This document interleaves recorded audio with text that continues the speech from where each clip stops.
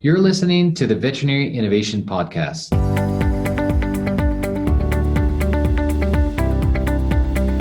You're listening to the Veterinary Innovation Podcast. My name is Shawn Wilkie, and along with my awesome co-host, we interview the innovators in the space every week. Ivan, please go ahead and introduce today's guest. Hi, my name is Ivan Zach, and I'm happy to introduce Peter Alberti. The topic of the discussion today will be improving exam room client engagement. What we know about Peter is that he is the CEO and co-founder of Inulogica. He is the founder and CEO of PetChance, which is now known as Waggle. He has a degree of business administration from University of Massachusetts. And on the personal side of things, he was previously a Cub Master and den leader with Boy Scouts of America. He has over 20 years of experience as a musical composer. Wonderful. He and his 13-year-old son are student pilots, and he is aiming to have his private pilot certificate this year, which we talked about prior to the show, and the permissions that we need to get from our wives to do that. How hard is that, Peter? Harder than any startup you'll ever do. Yeah, as evident by my divorce proposition when I told my wife that, she was away in Slovakia 2 summers ago, that I had started my pilot's license and was on my 5th license, and she promptly told me to stop it immediately or that she'd divorce me. So shout out to my wife. Baby, I love you. Hey, look, Peter, great to have you on the show. In startups, we have to know our target market, our audience, and in this case, my audience is somebody who loves to travel and see new places. So just pitch it to it that way, and along comes the license. That's right. Yeah, but she drives in the car with me, so I think that's the problem. There you go. So thank you for being on the show and for dedicating the time. I have heard of your product and I was quite fascinated.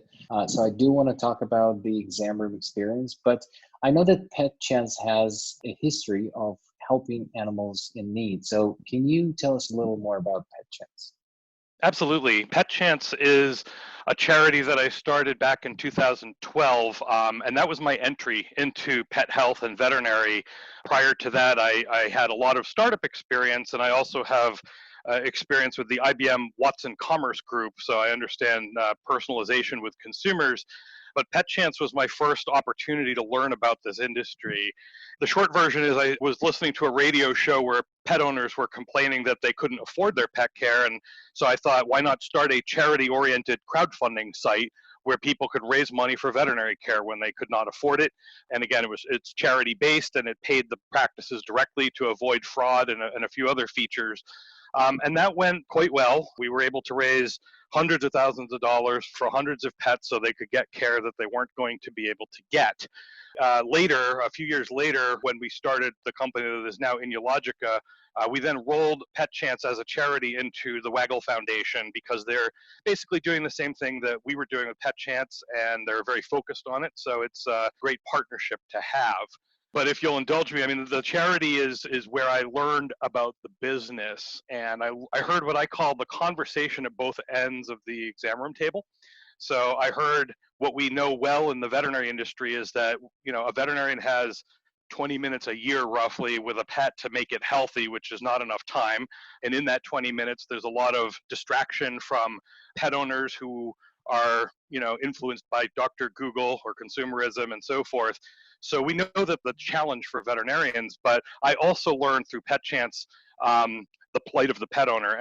I heard literally many times pet owners were saying, my veterinarian doesn't love me anymore. They don't care about me. They won't give me free service or discounted service when I have a problem, and all they want to do is make money from me.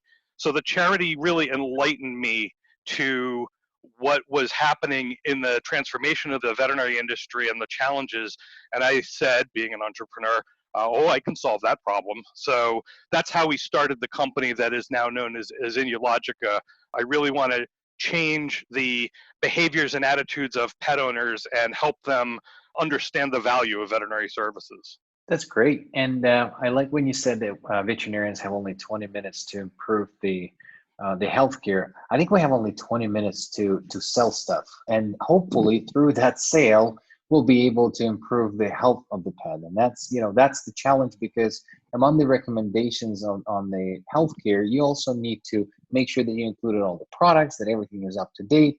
So from what I know about Inulogica, it actually creates the anxiety prior to that conversation. So can you describe what Inulogica and I'm focusing on the exam room board, as you probably understand right now, but then also what is that pet parent component? Absolutely. So we started our company with basic client education, and that has evolved over a few years into what we now call smart outcomes. And the basis of it is personalized messaging with the pet owner. So, you use the magic word in our environment, selling. Let's be real, veterinarians, and actually this is very similar to me because I'm the same way. We don't like selling. I don't like selling. I like making recommendations. I like helping people who want to be helped. Veterinarians have a bond with the pet. The pet parents have a bond with the pet. The veterinarian does not like or want to sell to a pet parent. So what we do is we put messaging in the exam room, educational messaging that literally has the pet's name on it. And it literally has artifacts and information about that pet specifically. So we put traffic light style red, yellow, and green indicators on a scorecard with the pet's name on it that says, you're doing all right for rabies and DHPP vaccinations, but your lepto is due now, and you need to talk about this. Or, for example, you've got flea and tick prevention taken care of, but your heartworm prevention is due soon, and your dental situation is not looking great. So we put red, yellow, and green to indicate that.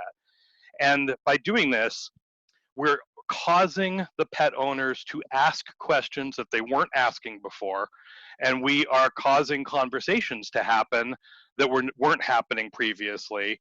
And as a result, the sales do go up, but it's not selling. It's a discussion and a recommendation that the pet owner is now receptive to because they asked. There's a funny joke. I was actually told this by a marketing manager at one of the pharma companies. What's the difference between a salesperson and a veterinarian? What is it? So a salesperson hears no 9 times a day and hears yes once, goes home and had a great day. A veterinarian hears yes 9 times a day, hears no once, and doesn't want to talk about it again. It's pretty accurate, I think. It is. I mean, they say things are funny when they're true, and you tell this to veterinarians and they laugh because, I agree. I hate hearing no. So if I hear no, I don't want to discuss it. So the interesting part is, about the selling. I'm not shy of the word selling because essentially I had to learn early in my career when I graduated as, a veterinarian, think I'm a doctor, and then I built a business in Russia, actually a diagnostic lab, and I had to go and sell it. And I was devastated that I have to sell, but then I realized that everything in life is sale, and it was a part of it. So in the exam room, I pragmatically look at all things now as, this is a type of sale. Even when you go on a date, it's a sale. So what was easy for me, I was a veterinarian in the emergency hospital for the most part. That was sort of my passion, a night guy. And the sale there is much easier than the general practitioner. And I did not realize that until I started doing locums, because my patients were either you die right now or we're doing a surgery, and it's a very quick decision, and there's the sense of urgency. When you're talking about lepto, DHPP, and something else, it's a harder sale because there's no sense of urgency. So you have to trust and be educated in advance. So I think this is phenomenal. And one of the things that I noticed, and I've been circulating, it's sort of in my head, is that if we truly had patients educated before they come into the exam room and asked about the service themselves instead of us telling them what they need to do, that would facilitate the sale. It would shorten the period of the exam room time, and ultimately that will increase efficiency and throughput through the exam rooms. So I think you're hitting all those 3 points, and I think that's phenomenal. Yeah, it's really interesting. So, Peter, I'm trying to imagine what this experience looks like, and I've kind of got this idea in my head that you're in the exam room, maybe there's an iPad or some kind of a display, and you're kind of going through the red light, green light exercises. Am I onto something, or am I crazy? You're on the right track. We did a lot of research when we started out with this, and a lot of consumer behavior research. When you ask people to do work, for example, if you ask the veterinary team to turn on or hand a tablet to somebody or pull out a tablet and do something, you're changing the workflow and you're changing habits and behaviors. So we ended up using a passive approach. We actually install flat screen TV displays in each exam room, which with our full service smart outcomes package, we pay for it and we have it installed professionally and we do all the work, because a passive system, hung to the wall and just running, that automatically shows what it needs to show, is going to be much more effective in the long run. So literally when you walk in the exam room as a pet owner, your pet's name and scorecard will be on that display and nobody touches it. It just sits there and you have discussions about it. The only thing that needs to happen is the staff needs to say, Ivan and his dog Snoopy are in exam room 2. And that's a very simple process. That's awesome. And Shawn, I'm really glad that you asked this question to create sort of a visual picture to the listeners, but also preparing for this podcast, you could have gone onto the website smartoutcomesvet.com and look at what it looks like, which I have done. Oh, wow, you did advanced research. Gotta go, buddy. I'm so proud of you. So Peter, because we're talking about innovation and technology, integration, I assume that you're grabbing the name of the pet and some of that information from the PIMS. What is the sort of technology background? How does that connect and how easy it is to do? Well, it's easy to connect to a PIMS nowadays. We have our own integration for some of the older on-premise PIMS like Cornerstone, Avamark, and that type of thing. And for the more modern cloud-based systems, we have ways of doing that as well through some of the standard data integration systems out there. Accessing the data is not difficult. It's the actual use of that data in a productive way. So we gather the data once an evening, and we automatically update every pet's scorecard, whether they have an appointment or not, every night. So scorecards are always up to date as of the day before. But the key thing is different practices do things in different ways, right? So one person may refer to a heartworm prevention pill with one name, and the same pill might be named a different way in another person's system. So correlating how each practice names their stuff to the different categories of heartworm and flea and tick and microchip and blood panels and all of that, that's the challenging part. But it's something that we're working industry-wide. I'm the outreach chair for the Association of Veterinary Informatics, and one of our key initiatives right now is to try to establish standards and interoperability among systems so that this type of thing is easier. Sounds like a lifelong pursuit.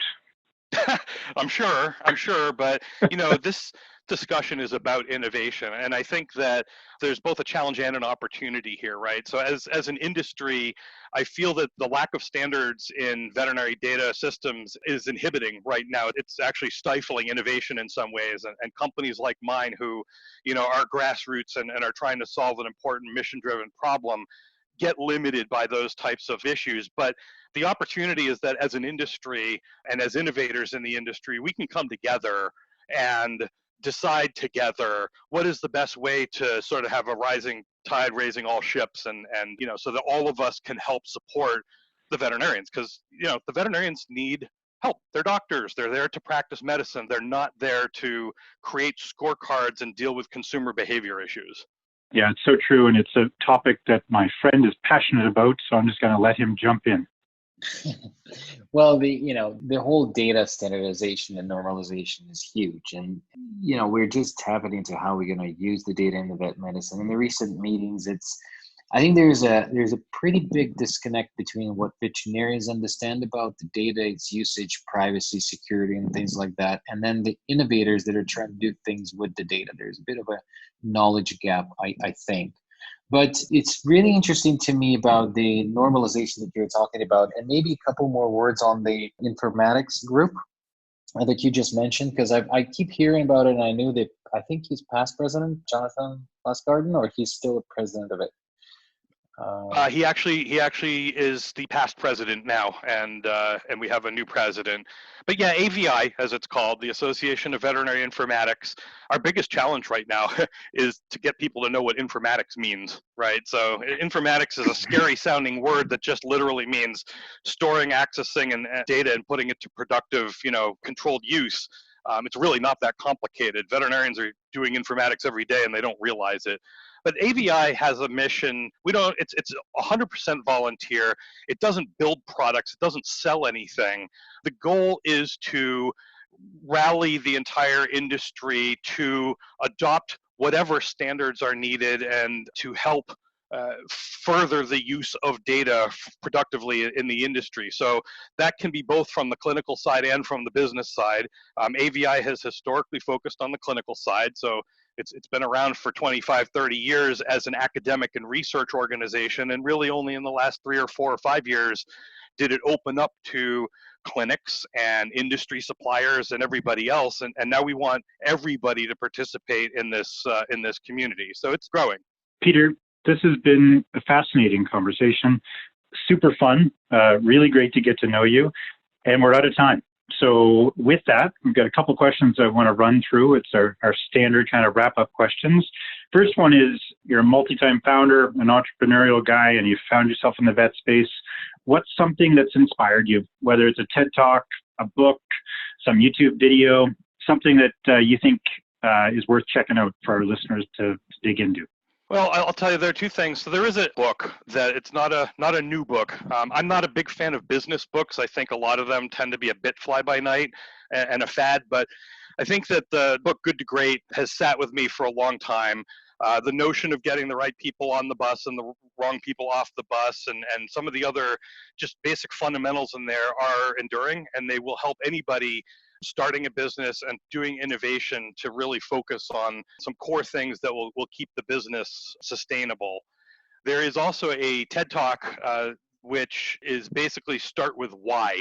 And I'm trying to remember offhand the Simon Sinek. Simon Sinek, yes. That was a really revealing TED Talk for me, because I think in the innovation space, we do tend to focus on what we do and how we do it, but we don't really understand our basis. And to be honest with you, I didn't even really acknowledge it in my business until I saw that TED Talk, and I realized the reason we're doing this is because of the charity and what I learned. And that's really our mission, and that's our core, what drives us.